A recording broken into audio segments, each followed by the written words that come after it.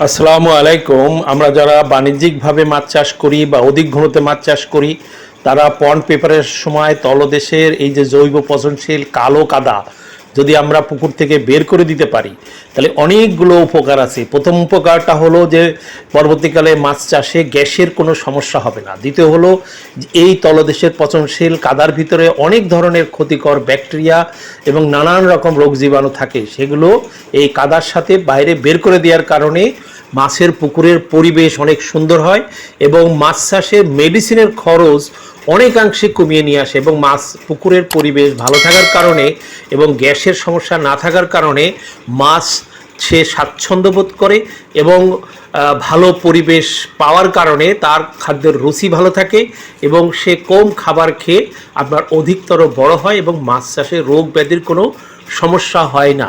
যারা শুনলেন তাদের সবাইকে ধন্যবাদ। আল্লাহ হাফেজ।